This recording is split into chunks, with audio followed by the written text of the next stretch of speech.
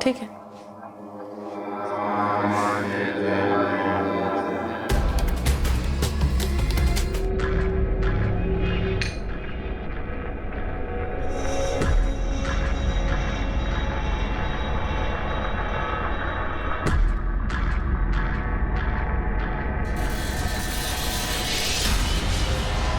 नेहा,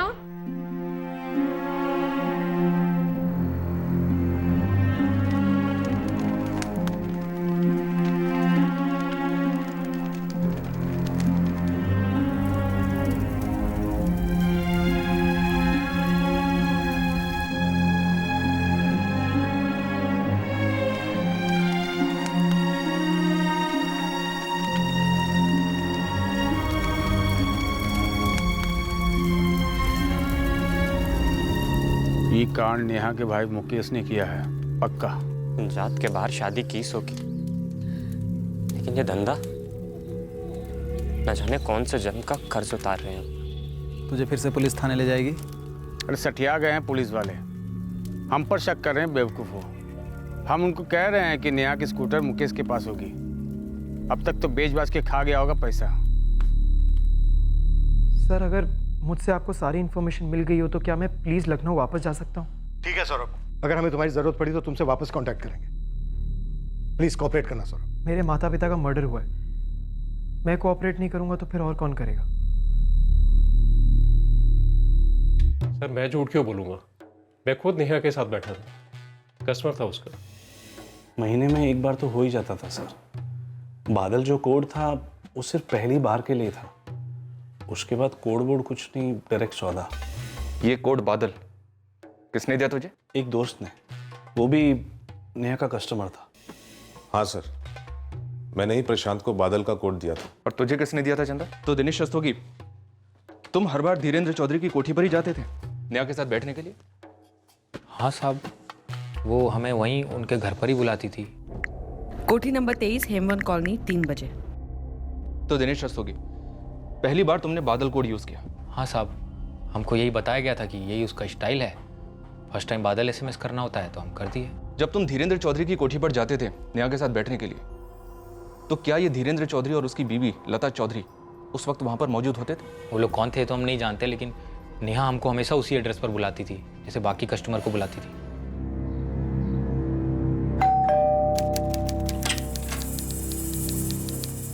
जी ओ नेहा, आइए।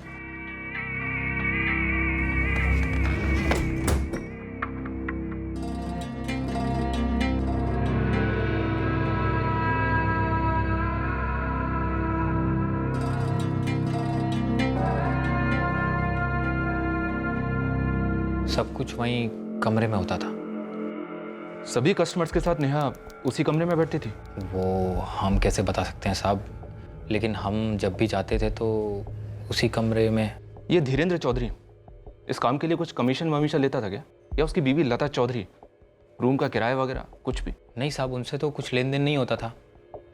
बाकी नेहा जो रेट होता था वो फुल एडवांस पेमेंट ले लेती थी, उसके बाद वो लोग को कुछ देती थी कि नहीं देती थी ये हम कैसे बता सकते हैं साहब। तुम नेहा के पास कब से जा रहे थे? साहब ऐसा है, हम पहली बार नेहा से 1.5 साल पहले मिले थे, तब वो अलग अलग जगह पर बुलाती थी, कभी अलग अलग होटल में, कभी लॉज में, लेकिन गए 1 साल से साहब ये धीरेन्द्र वाला एड्रेस फिक्स था। इतना तो पक्का है नेहा धीरेन्द्र के घर से ऑपरेट करने लगी थी सर। जाहिर सी बात है, धीरेन्द्र और लता दोनों इस बात के लिए राजी होंगे, पर क्यों? बहुत अजीब है सर, लेकिन इससे भी ज्यादा अजीब ये लग रहा है कि उनके बेटे सौरभ को इस बारे में कोई भनक तक नहीं थी। हो सकता है उसको सब कुछ पता हो, छुपा रहा हो हमसे, झूठ बोल रहा हो। शक ना करने का कोई कारण नहीं बनता। सर फोन रिकॉर्ड्स बताते हैं कि मर्डर्स के दौरान सौरभ लखनऊ में ही था। आजकल किराए के हत्यारे ऑनलाइन भी बुक हो जाते हैं राठौड़। सर मैंने सौरभ के और नेहा के पति केतन रावत के फोन रिकॉर्ड्स को बारीकी से स्कैन किया, लेकिन कहीं भी किसी भी साजिश की कोई हिंट नहीं मिल रही। हो सकता है कोई दूसरा फोन इस्तेमाल हुआ हो जो अभी तक हमारे हाथ नहीं लगा है सर। 3 मर्डर हुए और अभी तक सब कुछ स्मूथली निकल गया। वो लोग नेहा का स्कूटर क्यों ले गए होंगे? केतन से नेहा के स्कूटर का नंबर मिला सर, मैंने लुकआउट नोटिस और अलर्ट जारी कर दिया है। बड़ा अजीब है राठौड़, एक ही घर में 3 मर्डर होते हैं, लेकिन घर में एक भी पैसे को, एक भी जेवर को हाथ तक नहीं लगाया जाता। सिर्फ घर से एक टीवी और एक विक्टिम का स्कूटर ले जाते हैं। लेकिन सर ये रॉबरी के दौरान हुए मर्डर का केस तो बनता ही नहीं। ये रॉबरी के दौरान मर्डर का नहीं, बल्कि जिंदगी के दौरान गहरी चोट का केस लगता है राठौड़। सर, वो केतन रावत सीढ़ी की तरह बसता जा रहा है, बोल रहा है कि आपसे बात करनी है। हाँ भाई, चल बोल, क्या टॉप सीक्रेट है, बोल। साहब, हम आपके पैर पड़ते साहब, हम आपके पैर पड़ते, हमको जाने दीजिए साहब। सेठ ने निकाल दिया ना सब काम से, तो खाने पीने के लाले पड़ेंगे हमने। नौटंकी, वैसे भी हमारे डंडे पड़ने के बाद ना तेरे खाने पीने के लाले पड़ने ही वाले हैं। हम झूठ नहीं बोल रहे हैं आपको। अरे हमारी किस्मत ही खराब थी साहब। एक तो घर छोड़कर हम दूसरी जात में शादी की, अपने घर वालों को नाराज किया, और जिसके लिए हम भागे वो हमको खुद छोड़कर भाग गई। तेरा दूसरा नंबर क्या है केतन?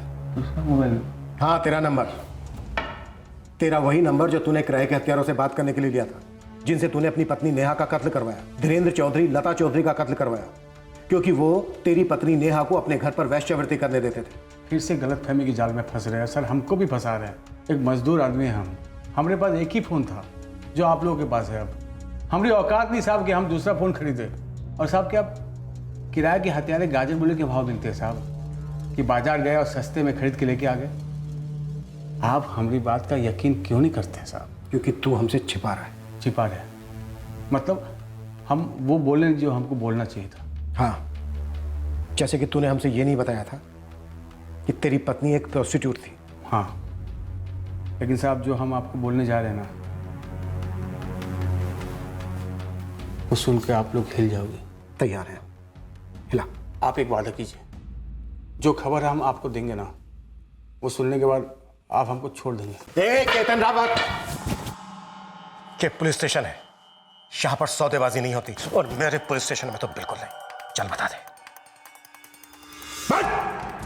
साहब, आपको धीरेन्द्र चौधरी के घर में कितने फ़ोन मिले थे? 3। क्यों?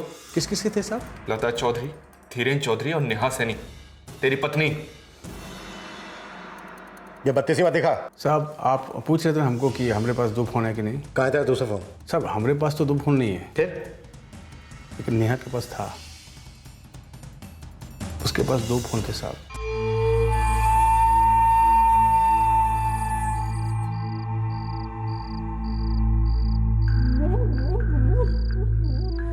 हमरे भी सारा रिश्ता खत्म हो गया था, उसका कुछ इंटरेस्ट ही नहीं था हमरे पे। हम काम से लौटते, उसका कभी लेना देना नहीं था। वो धंधा करके आती, अपने दूसरे फ़ोन से खेलती रहती, यहाँ वहाँ घूमती रहती।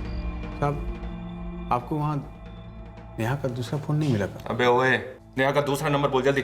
वो कहा साहब, कभी याद नहीं किया हमने। वो हमारे मोबाइल पे है। वो हवलदार साहब आपने लगा दीजिए ना साहब।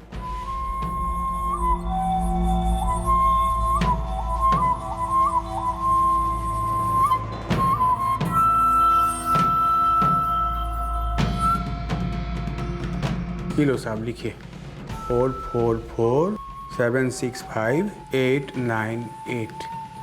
वो आप लोग वो करते हैं ना साहब, वो आप लोग नंबर से फ़ोन ढूंढ लेते हैं। बस एक बार वो मिला, समझ लीजिए आपको कातिल मिल गया साहब। The number you have called is currently switched off. Switch off है सर। नहीं होता तो ताजुब होता। कॉल रिकॉर्ड्स मंगो, फिर देखते हैं इस केतन को। लगता है सर ये केतन खेल रहा है हमारे साथ। खेलने दो, देखते हैं कितना खेलेगा और कब तक खेलेगा। ट्रिपल मर्डर का केस है राठौर, कोई स्कूटर चोरी का नहीं है। ओ साहब, अब तो हमको जाने दीजिए। अरे हम इतना बड़ा टिप दिया आपको। अरे हम कोई गेम हम नहीं खेल रहे हैं आप लोगों के साथ। कौन खेल रहा था ये गेम? कौन रहस्य के बादल के पीछे लुका छुपी खेल रहा था, ये समझकर कि उसकी असलियत कभी सामने नहीं आएगी। किसी को काफी गहरी चोट पहुंची थी, जिसकी वजह से 1 नहीं 2 नहीं बल्कि 3 मर्डर्स प्लान किए गए और उन्हें अंजाम भी दिया गया। कोई ऐसा था जिसे धीरेन्द्र चौधरी के घर में चल रहे कारनामों से सख्त नफरत महसूस हुई थी। 3 हत्याएं हुई थी और अतीत के अवैध साए अब कानून की रोशनी में आने लगे थे, लेकिन पुलिस के हाथ वो एक सुराग अब तक नहीं लगा था जो इस केस में उन्हें एक ठोस ओपनिंग दे पाता। नेहा का स्कूटर पुलिस को भी नहीं मिला था। वो ये मानकर चल रहे थे कि हत्यारा स्कूटर अपने साथ ले गया है। स्कूटर के अलावा क्राइम सीन से एक टीवी भी गायब था, बाकी इसके अलावा किसी भी किस्म की कोई चोरी डकैती नहीं हुई थी। नेहा के पति ने पुलिस को अब नेहा के दूसरे सेल फोन का नंबर दिया था। क्या ये नंबर, ये दूसरा फोन इस केस का पहला सुराग साबित होने जा रहा था?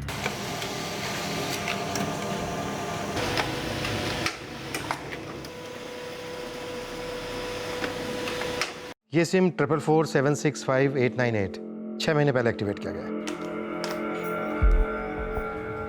बड़ी अजीब बात है सर, इस सिम से कॉल तो 15 किए गए लेकिन मैसेज 21 किए गए। ये किसी पंकज मिश्रा के नाम पर रजिस्टर्ड है। जी हाँ सर, और यहाँ एड्रेस भी है 14/156 Rajveer colony, railway lines, Kanpur.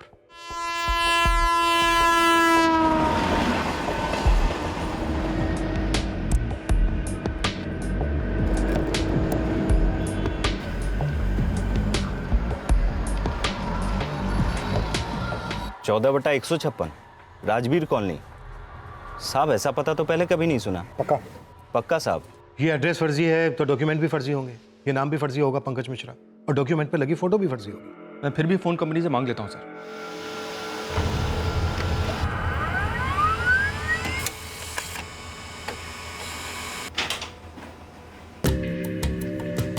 साफ नजर आ रहा है फर्जी है, cut paste job. Prepaid card में फर्जी एड्रेस और नाम अक्सर पाए जाते हैं। एक बात और नोटिस की राठौड़, क्या सर?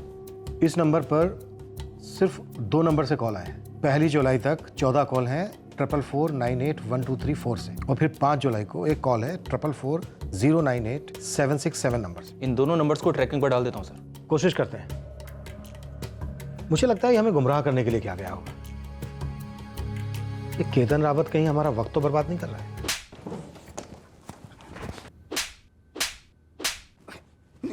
खेल खेल रहा है हमारे साथ, हाँ? खेल खेल रहा है।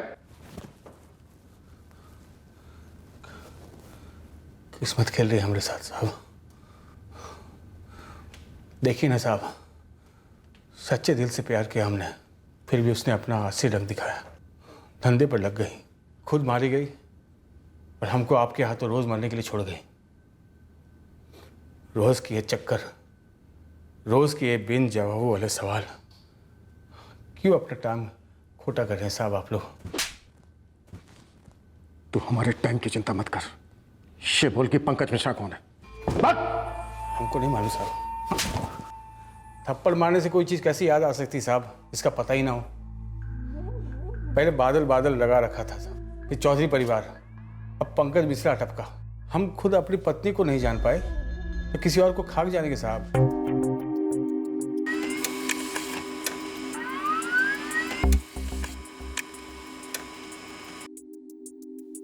ये दोनों नंबर जिस पर से नेहा के दूसरे फोन पर कॉल्स आते थे पंकज मिश्रा के नाम पर है, और सर एड्रेस भी वही है। हो क्या रहा है राठौर? सर 14 कॉल्स वाले नंबर से 18 मैसेजेस और 1 कॉल वाले नंबर से 3 मैसेजेस। वो एक शब्द वाला मैसेज बादल? वैसे तो हम जान गए हैं सर ये बादल किस चीज का कोड था, लेकिन ऐसा लगता है सर यहाँ कुछ और भी है। अगर कुछ और है भी राठौर तो इस वक्त हमारे पास कोई लीड नहीं है। इस वक्त हमें सिर्फ 3 चीजें क्लियर है। पहली, ये तीनों फर्जी सिम कार्ड पंकज मिश्रा के नाम पर रजिस्टर्ड है। इससे एक ही बात साबित होती है कि ये ट्रिपल मर्डर बहुत ही सोची समझी साजिश के तहत है। दूसरी, हमें यह पता है कि नेहा सैनी प्रोस्टिट्यूशन के व्यवसाय में थी। और तीसरी, नेहा सैनी अपना यह व्यवसाय धीरेन्द्र चौधरी की कोठी से चलाती थी, और 6 जुलाई को नेहा सैनी का कोई क्लाइंट धीरेन्द्र चौधरी की कोठी पर आने वाला था या फिर आया हुआ था। जी, नेहा सैनी? आइए, अंदर आइए। फिर धीरेन्द्र चौधरी बाहर गए कॉन्डोम खरीदने। धीरेन्द्र चौधरी घर से निकले 4:30 बजे।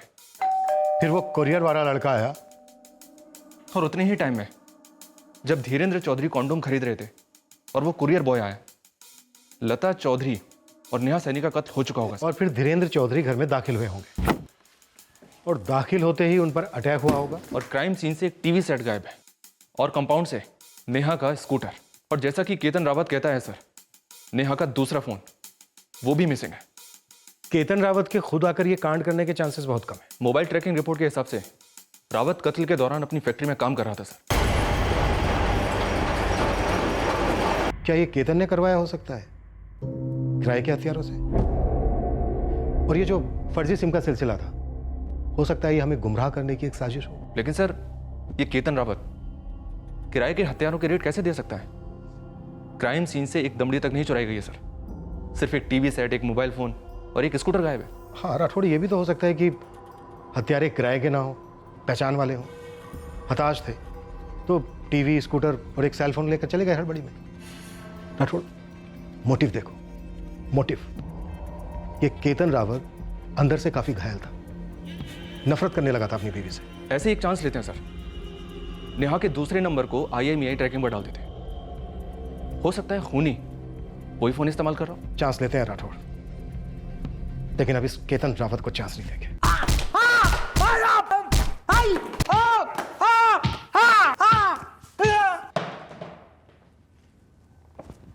तो केतन साहब आया होश ठिकाने? हमारी होश को कहा हुआ साहब, फर्स्ट क्लास है। बेहोश तो नेहा हुई थी, सही गलत की सारी लकीरें मिटा चुकी थी। तो तूने उसी को मिटा दिया? तूने 3 कत्ल करवाने के कितने पैसे दिए केतन? पैसे लिए साहब? हमारे पास फूटी कौड़ी नहीं है किसी को देने के। फिर एक टीवी, एक स्कूटर, एक मोबाइल के लिए कोई 3 मर्डर काहे करेगा साहब? तो तुझे पहले से ही मालूम है कि बस एक टीवी, स्कूटर और मोबाइल गायब है? मालूम है, पर पक गए हैं सुन सुन कर साहब। इतने दिनों से सड़ रहे हैं यहाँ पर। आप लोग 2500 बार वही पूछते हैं, वही बताते हैं। हर सवाल का चालाकी से जवाब देकर तू बच नहीं सकता। जब तक तू कबूल नहीं लेता कि ये तीनों कत्ल तूने करवाए हैं, तू यहां से जा नहीं सकता। अभी जो तूने देखा है ना, वो सिर्फ सैंपल था। असली कुटाई तो बेटा भी बाकी है। कुछ किए ही नहीं तो हम कबूल क्या करें साहब? इतने दिनों से हमारी पिटाई हो रही है, आपके थप्पड़, ये हवलदार भाई साहब के डंडे, जो भी आता है पीट पिटा के चले जाता है हमको। अखाड़े का पहलवान भी ना अब तक उगल गया होता साहब, लेकिन हम कुछ किए ही नहीं तो हम कहाँ बोले साहब? कहाँ उगले हम, बताइए। सर, इसके फोन रिकॉर्ड्स आ गए। ये 2 लोगों के साथ लगातार टच में था, एक शिवदास भटनागर और दूसरा मिथुन पासवान। उन लोगों को मत घसीटो साहब, वो हमारे दोस्त है साहब, हमारी फैक्ट्री में हमारे साथ काम करते हैं। अरे का साहब, अरे वो लोग भी हमारी तरह फटीचर हैं, लेकिन एक टीवी, एक मोबाइल या स्कूटर के लिए 3-3 मर्डर अपने सर पर नहीं लेंगे सर, ना, बिल्कुल नहीं लेंगे साहब। अरे शिवदास और मिथुन, वो तुम्हारे लिए पुलिस आई है।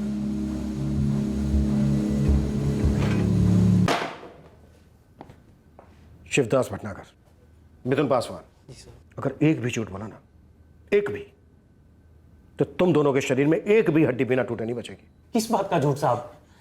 साहब, अगर हम लोगों ने गलत काम किया होता तो वहाँ मजदूरी करते हुए कभी ना मिलते। जरा सोचिए ना साहब। नेहा सैनी, तुम्हारे दोस्त केतन की पत्नी, एक बुजुर्ग जोड़ा, धीरेन्द्र चौधरी और लता चौधरी, इन तीनों का तुम दोनों ने कत्ल क्यों किया?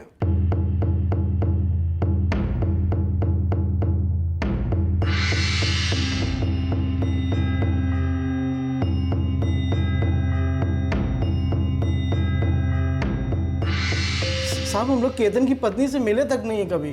वो क्या करती थी ये मालूम था? वो मालूम था साहब, केतन ने बताया था। अबे तो छोड़ देना उसे, काहे बेकार में इतना बेमतलब का रिश्ता निभा रहे हो? भैया, हमारे साथ ऐसा कुछ हुआ होता है ना तो बत्तीसी हाथ में थमा देते। गुस्सा हमको भी कम नहीं आता है, पर जब पता चला था हम बीमार थे, पैसे भी सारे खत्म हो चुके थे। अबे अब तो ठीक हो। अब सारा पैसा वो कमाती है, घर भी उसी के बल पर चलता है, और समझ नहीं आता करे तो क्या करे। साहब, अब खून पसीना ही करके अपने बच्चों का पेट पालते हैं, हम ये सब खून खराबा काहे को पड़ेंगे साहब? सर, मैंने शिवदास और मिथुन दोनों के घर चेक किए, कहीं कुछ नहीं मिला। इनके फैक्ट्री सुपरवाइजर से भी बात किया, उसका कहना है कि केतन की तरह कत्ल के वक्त ये दोनों भी फैक्ट्री में मौजूद थे। तो फिर कौन हो सकता है इस ट्रिपल मर्डर के पीछे, जो अभी तक हमारे शक के दायरे से बाहर है? सर, ये केतन हमारा प्राइम सस्पेक्ट है। ऐसा भी तो हो सकता है सर कि कोई और भी इस बात को जानता हो कि केतन प्राइम सस्पेक्ट है। मतलब ये सर कि केतन पर पहला शक किसी का भी जाएगा। इस बात को जानते हुए असली कातिल ने अपने काम को अंजाम दिया हो, यह सोचकर कि हम केतन के ही पीछे पड़े रहेंगे। मुमकिन है, आगे बढ़ो। सर, केतन के एंगल से सोचें तो नेहा उसका मेन टारगेट थी, पर इस एंगल से तो हमने कभी सोचा ही नहीं कि शायद धीरेन्द्र चौधरी और लता चौधरी मेन टारगेट हो और ये नेहा सेकेंडरी टारगेट थी। कातिल धीरेंद्र चौधरी या धीरेंद्र चौधरी लता चौधरी दोनों को या सिर्फ लता चौधरी को मारना चाहता, वो इस बात को अच्छी तरह से जानता होगा सर कि नेहा उस कोठी में प्रोस्टिट्यूशन का धंधा करती है। उस कोठी में कई सारे कस्टमर्स आते होंगे। बस इस बात का, इस बैकड्रॉप का उसने फायदा उठाया।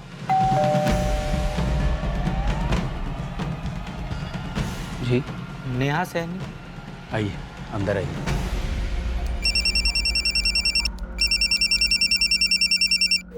सर मैं आपको सब कुछ तो बता चुका हूँ। सौरभ, शायद हमारे पास तुमसे पूछने के लिए कुछ नया है। ओके पूछिए। हमें तुम्हारे फादर के सारे बिजनेस ट्रांजैक्शंस की इंफॉर्मेशन चाहिए। सर मैं आपको पहले भी बता चुका हूँ कि वो प्रॉपर्टी एजेंट थे, कंपनीज के लिए लैंड डील्स क्लोज किया करते थे। इसके अलावा और क्या करते थे? इसके अलावा क्या करते थे मतलब?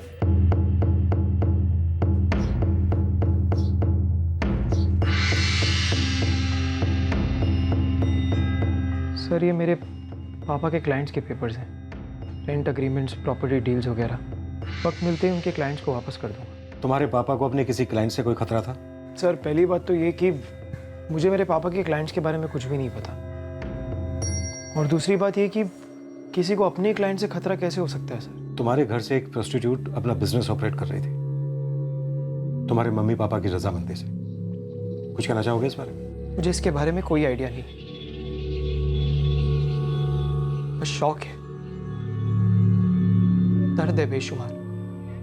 4 साल पहले मैं MBA करने लखनऊ चला गया। आप लोग सोच नहीं सकते कि क्या बीत रही है मुझ पर एक यूनानी हकीकत जानने के बाद। हम समझ सकते हैं सौरभ कि इस वक्त तुम कितनी घिन महसूस कर रहे होगे ये जानकर कि तुम्हारी पीठ पीछे तुम्हारे बूढ़े माँ बाप ये सब कर रहे थे। सौरभ, अब हमसे तो तुम सुन ही चुके हो, किसी और से भी सुना होगा तुमने। सर आप साफ साफ कहिए ना, क्या कहना चाहते हैं? साफ साफ बात यह है सौरभ, क्या हमें यकीन नहीं हो रहा है तुम पर, तुम्हारी किसी बात पर, कि तुम्हारे घर में एक प्रोस्टिट्यूट अपना बिजनेस ऑपरेट कर रही थी और तुम्हें उसकी कोई जानकारी नहीं थी। सर मैंने धीरेन्द्र जी के कम से कम 15-20 क्लाइंट्स के साथ बात की है, लेकिन सबके सब खुलकर बात करने से झिझक रहे हैं। झिझक रहे हैं तो घसीट कर थाने लाओ राठौड़। बादल वाले क्लाइंट्स के झिझक हम खूब झेल चुके हैं, अब नहीं। हमें जल्द से जल्द पता लगाना है कि धीरेन्द्र चौधरी और नेहा सैनी के बीच ऐसी क्या इक्वेशन थी जिसकी वजह से नेहा सैनी धीरेन्द्र चौधरी के घर से अपना धंधा चला रही थी। तुम देखना, इस इक्वेशन के पीछे ही हमें इस ट्रिपल मर्डर के राज मिलेंगे।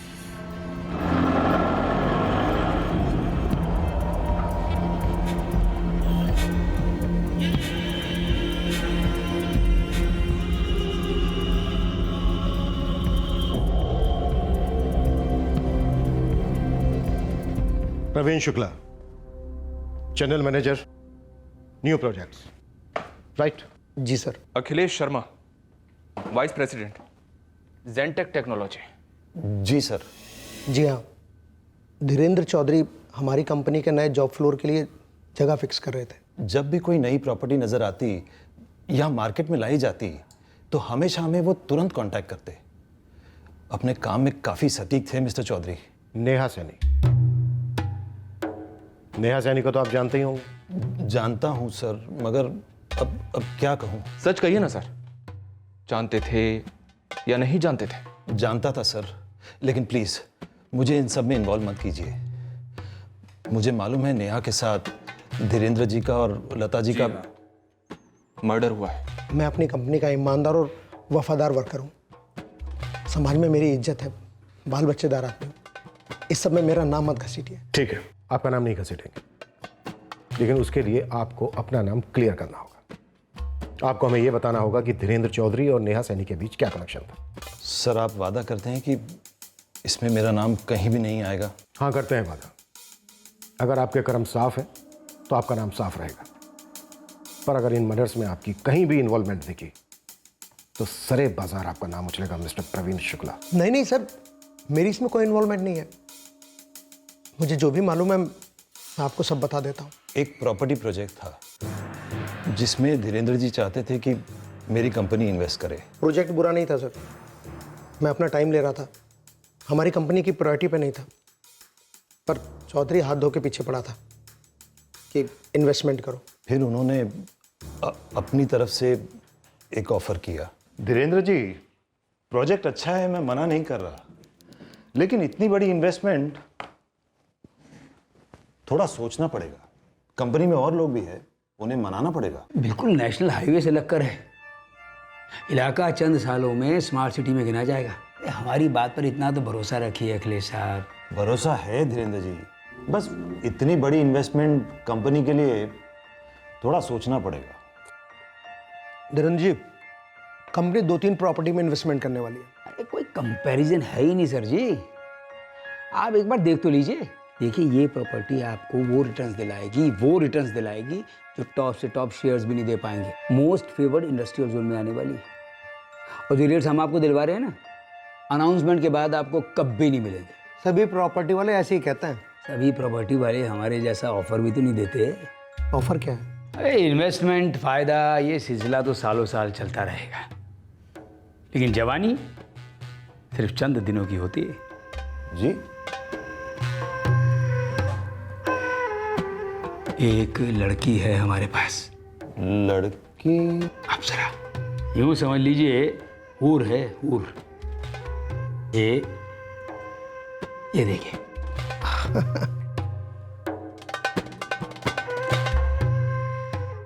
आप कहीं मेरा कोई स्टिंग ऑपरेशन तो नहीं करने वाले ना?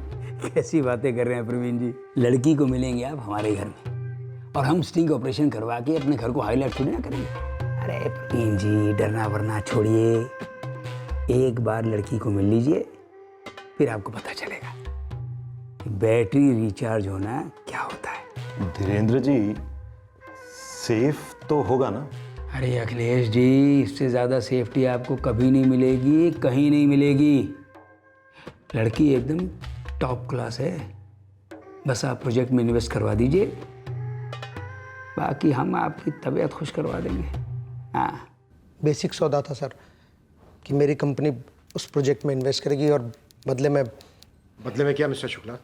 बदले में मुझे नेहा के साथ एक सेशन मिलेगा।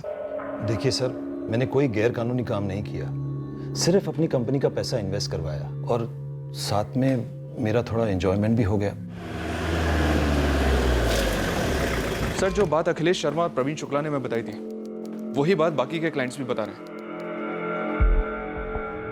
धीरेन्द्र चौधरी नेहा सैनी का इस्तेमाल कर रहा था अपने प्रॉपर्टी बिजनेस में क्लाइंट को लुभाने के लिए। क्या धीरेन्द्र चौधरी ने नेहा सैनी को भी फंसाया होगा प्रोस्टिट्यूशन में? शायद नहीं सर, क्योंकि नेहा के कस्टमर दिनेश रस्तोगी ने हमें बताया था। पहली बार नेहा से 1.5 साल पहले मिले थे, तब वो अलग अलग जगह पर बुलाती थी, कभी अलग अलग होटल में, कभी लॉज में। लेकिन गए 1 साल से साहब ये धीरेन्द्र वाला एड्रेस फिक्स था। मैंने अपने एक सोर्स के साथ क्रॉस चेक किया सर। सर जी, पिछले कुछ 1.5 साल से नेहा सैनी धंधा कर रही थी।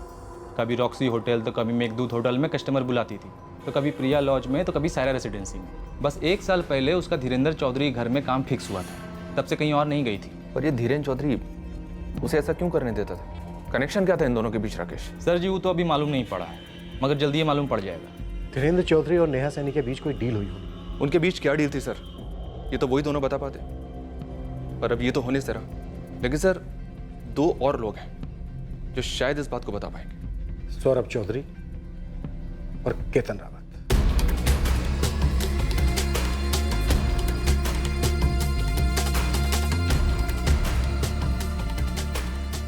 पुलिस ने हर मुमकिन कोशिश की ये पता लगाने की कि क्या सौरभ चौधरी को पहले से कुछ मालूम था। तुझे कानून अपने हाथ में नहीं लेना चाहिए था केतन।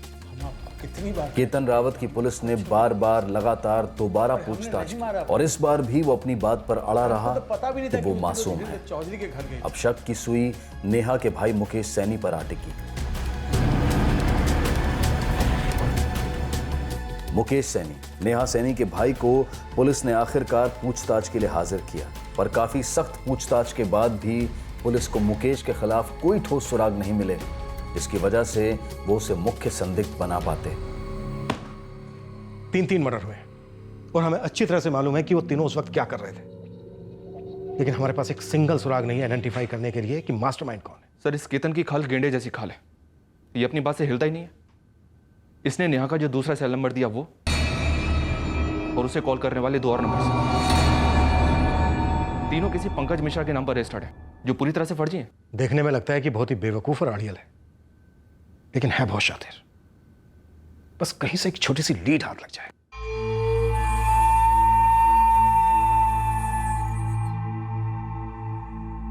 जी सर, 10 मिनट पहले ही फोन चालू हुआ है। नया सिम डाला गया है? जी सर, 444284321। ये नंबर किसी और फोन पर भी इस्तेमाल हुआ था। हेलो, ये वही फोन था जिसे केतन ने नेहा का दूसरा फोन बताया था। IMEI सर्वेलेंस ने उस फोन को दूसरे नंबर के साथ ट्रेस कर लिया है। 444284321 ये नंबर इस्तेमाल हो रहा है उस फोन पर। कोई प्रकाश अवस्थी है सर, उसका एड्रेस भी हमारे पास।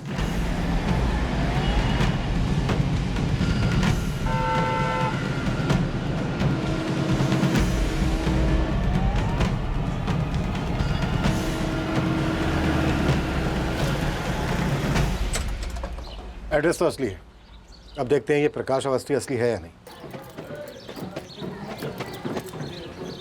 ये प्रकाश अवस्थी यहीं रहता है? हाँ, यहीं रहता है प्रकाश अवस्थी। इस वक्त कहाँ है? सुबह घर पे ही देखा था। वो अकेले रहता है ना, अपनी मर्जी का मालिक है। अपने दोस्तों के साथ गया होगा इधर उधर। सर वो है ना, हमेशा यहाँ पे पास में एक होटल है गुरु कृपा, वहाँ नाश्ते के लिए जाता है।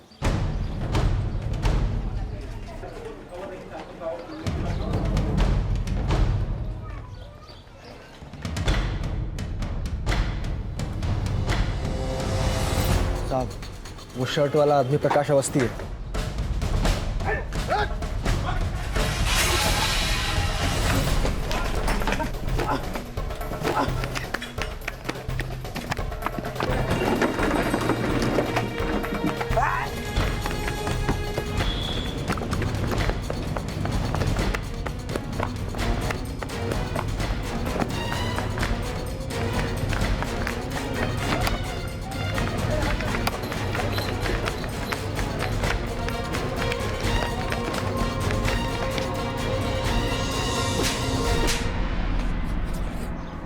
अच्छा हुआ तू भागा, अब लॉकअप में हमारा टाइम वेस्ट नहीं होगा। चलो। ओ साहब, साहब, आपने उस आदमी को धर लिया है ना, जिसके पास नेहा का दूसरा फोन था।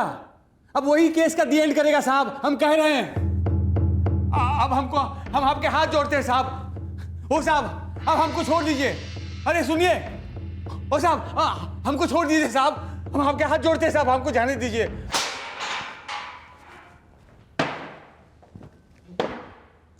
प्रकाश अवस्थी, चल जल्दी से शुरू हो जा। हमने उन तीनों को मारा था, हमने और हमारे दोस्त ने। इसका नाम गिरीश मौर्य है। क्यों मारा, कैसे मारा और किसने मरवाया? 5 जुलाई को नेहा को मैसेज किए थे बादल। बादल कब? 6 जुलाई को 4:30 बजे टाइम फिक्स हुआ था। हम नेहा को फ़ोन भी किए थे। हम रिटर्न मैसेज किए थे ना, तो फिर फ़ोन क्यों किया? वो हमारा एक दोस्त भी साथ में आना चाहता है। क्या क्या समझ क्या रखा है? एक पे एक फ्री ऑफर चल रहा है? नहीं नहीं, वो पूरा पैसा देगा। पूरा एडवांस? हाँ, पूरा एडवांस। ठीक है, दोनों टाइम पर आ जाना और फ़ोन मत करना मुझे, समझ गए? तो तूने नेहा के नंबर पर 444765898 पर फ़ोन किया? हाँ साहब। अपने नंबर 444098767 से? हाँ साहब। और ये दोनों नंबर एक फर्जी नाम पंकज मिश्रा के नाम पर रजिस्टर्ड है? वो हमको नहीं पता। तुझे नहीं पता तो किसे पता है फिर? दिनेश रस्तोगी को। क्या? दिनेश रस्तोगी? हाँ साहब। इस दिनेश के साथ तो इंक्वायरी की थी मैंने सर। उठा लो सर। तो ये फोन और ये सुपारी दिनेश रस्तोगी ने तुझे दी थी?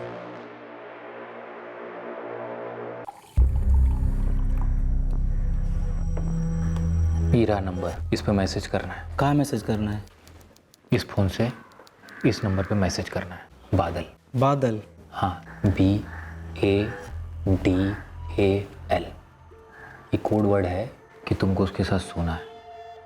वो तुमको टाइम और जगह SMS करेगी। वो गलती से भी पहले डायरेक्ट फ़ोन मत कर देना, बता रहे।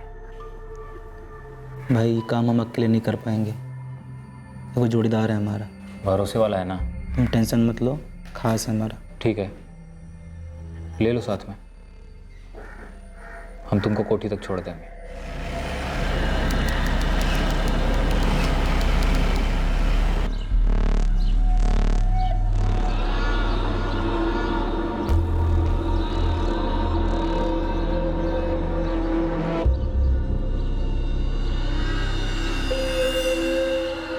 हो रही कोठी, जाओ।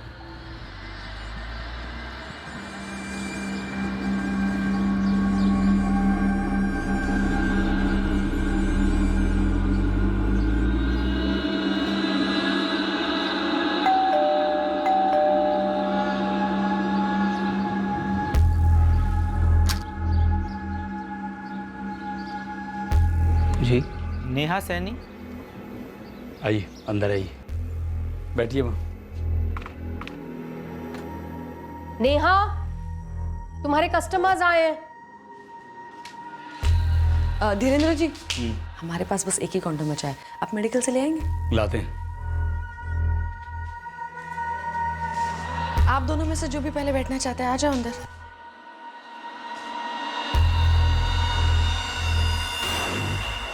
तो प्लान सिर्फ नेहा सैनी को मारने का था? हाँ साहब, दिनेश ने यही कहा था हमसे। नेहा सैनी नाम है, धंधा करती है, खत्म करना उसको। पैसा कितना मिलेगा? पैसा बहुत मिलेगा, लेकिन हम नहीं देंगे। तो कौन देगा? जहाँ उसको खत्म करोगे वहाँ घर में बहुत माल है, साफ कर देना। कोई सुपारी नहीं दी गई, मर्डर के बाद सिर्फ लूट का लालच, और तू मान गया? साहब, जुए और बैटिंग की लत है, कर्ज में डूबे हुए हैं, एक भी दमरी नहीं थी खेलने के लिए जेब में। तभी दिनेश मिला, पुराना दोस्त है, बोला ये काम है, मोटा माल मिलेगा, तो हम गिरीश को भी साथ में ले लिए। लेकिन घर से तो तुम लोगों ने कुछ लूटा ही नहीं। तो बोलो कैसे शुरू? दुपट्टा उतारेंगी जरा?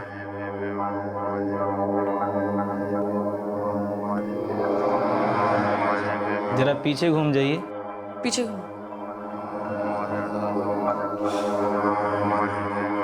जरा आंखें बंद कर लीजिए। ठीक है।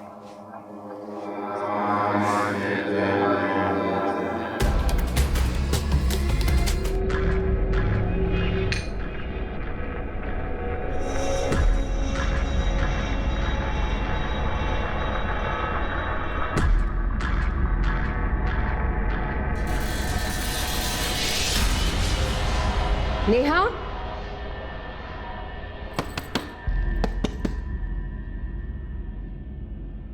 नेहा। दिनेश बोला कि घर में एक बुढ़ा बूढ़ी मिलेंगे, लेकिन मारना सिर्फ नेहा को है। हमारा दिमाग फ्यूज हो गया था साहब। साहब वो बुढ़िया जान में थी कोनो गड़बड़ है। हम क्या करते साहब, हमें कुछ समझ नहीं आ रहा था। साहब, इससे पहले कि वो शोर मचाती, गिरीश ने छुरा चला दिया। अबे यार क्या किए? अरे बुढ़िया चीखने वाली थी, हम क्या करते? माल लूटेगी नहीं? नहीं, लेकिन लड़की को मार दिए। अरे यार चलो फटाफट माल लूटते और निकलते हैं। अरे छोड़ ना यार, वो बुढ़ा हम लोग का चेहरा पहचान लिया है, सब गड़बड़ हो गया है बे। चलो यहाँ से।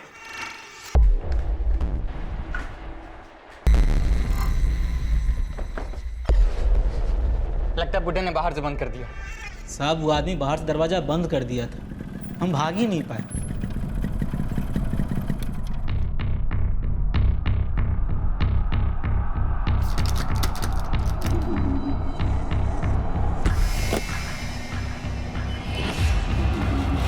चलो भाग चलते हैं। कैसे बे? हमारे शर्ट पे खून का निशान साफ दिखाई दे रहा है, तुम्हारा तो गहरा रंग है, पता भी नहीं चलेगा, हम पकड़े जाएंगे। तो अब क्या करें प्रकाश? नेहा सैनी को क्यों मरवाना चाहता था? क्या फिर किसी और के लिए मरवाना चाहता था? वो हमको नहीं पता। दिनेश दोस्त है हमारा, हमको पैसा चाहिए था। वो बोला वहाँ पे खूब माल मिलेगा, हमको तो वहाँ कुछ मिल भी नहीं किया।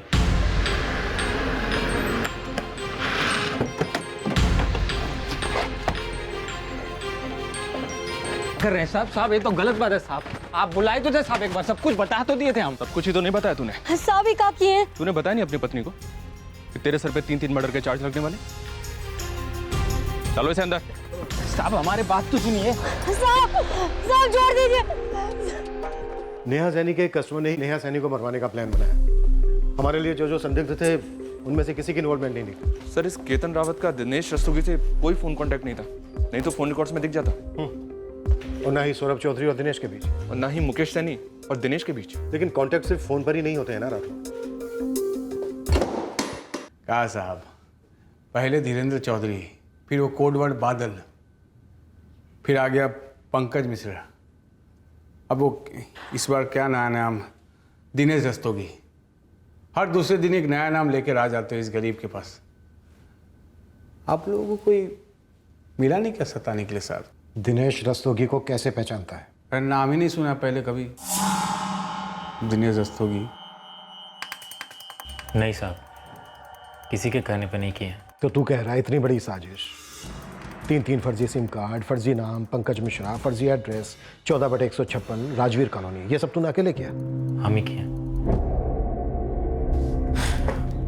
रख लो।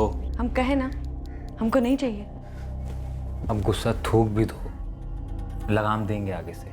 सिर्फ जुबान को ही नहीं, अपने दिल को भी लगाम दो दिनेश। हम यहाँ धंधा करते हैं और हमारे लिए सभी कस्टमर एक जैसे ही। तुम अचानक से उठकर ऐसे हमारे बॉयफ्रेंड या हमारे पति जैसे पेश नहीं आ सकते। ऐसा नहीं हो सकता, समझ गए? हाँ हाँ समझ गए।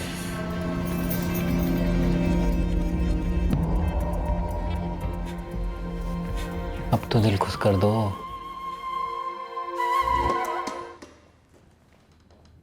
अरे साहब आइए आइए, आज कौन सा नया नाम पेश करने वाले हैं हमरे सामने साहब? आज कितनी पिटाई होने वाली है हमारी, बताइए। केतन, तुम अपने घर जा सकते हो। हम जा सकते हैं? सच? आप उनको पकड़ लिए क्या? दिनेश रस्तोगी नेहा का एक कस्टमर था, प्यार हो गया था नेहा से। उसे नेहा का धंधा करना पसंद नहीं था। उसने नेहा को शादी का ऑफर किया, उसने ठुकरा दिया। उसे गुस्सा आया, उसने अपने 2 दोस्तों से नेहा का कत्ल करवा दिया और उन्होंने चौधरी जोड़े को भी मार डाला। अरे बाप रे! नेहा का स्कूटर, मोबाइल फोन और उस घर का टीवी, ये तीनों चीजें हमने बरामद कर ली हैं। साहब, सबसे ज्यादा दर्द हमको हुआ था जब हमारा दिल भरोसा सब तोड़ा था नेहा ने, लेकिन हम कभी भी उसको मारने तक नहीं सोचे थे साहब। हम मानते हैं कि हम कमजोर थे थोड़ा सा, हम उसको हिम्मत नहीं दिला पाए कि हम घर को ठीक ढंग से चला लेंगे, पैसे कमाने की कोशिश करेंगे। बाकी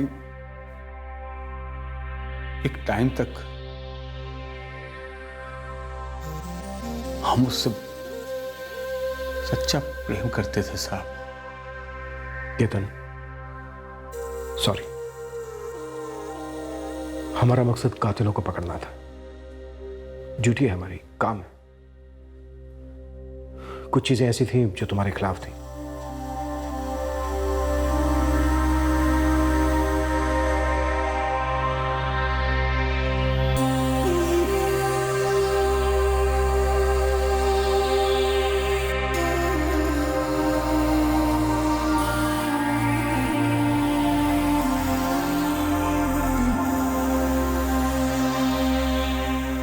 दिनेश रस्तोगी और उसके दोस्त प्रकाश अवस्थी और गिरीश मौर्य को आईपीसी की धारा 302 के तहत गिरफ्तार कर लिया गया है। तीनों इस वक्त जुडिशियल कस्टडी में हैं। नेहा ने जीवन में प्रोस्टिट्यूशन का रास्ता चुना। धीरेन्द्र और उसकी पत्नी ने अपने घर से इस व्यवसाय को चलाने की ठान ली और अब इन तीनों के चरित्रों को नैतिक माइक्रोस्कोप के नीचे डालकर उन पर फैसला सुनाना हमारा उद्देश्य बिल्कुल नहीं है और ना ही समाज का होना चाहिए। हमें हर पहलू को सिर्फ कानूनी नजरिए से देखना है और कानूनी नजरिए से कत्ल सबसे बड़ा और सबसे संगीन जुर्म है और दिनेश रस्तोगी ने कत्ल किए, एक नहीं बल्कि 3 कत्ल किए। प्रेम में धोखा खाने या ठुकराए जाने को कत्ल का कारण बनाना अपने आप में एक विकृत मानसिकता का ठोस सबूत है। हम फिर एक बार आलोचनात्मक नहीं होना चाहते। ये विचार कानून के दायरे के बाहर है, लेकिन उठता जरूर है कि जो दिल कत्ल करने की सोच सकता है वो भला प्यार कैसे कर सकता है। और इस सवाल का सामना हर उस शख्स को तब करना चाहिए जब उसे प्यार में जीत हासिल नहीं होती। आपसे फिर मुलाकात होगी अगले एपिसोड में एक और चौंका देने वाले केस के साथ।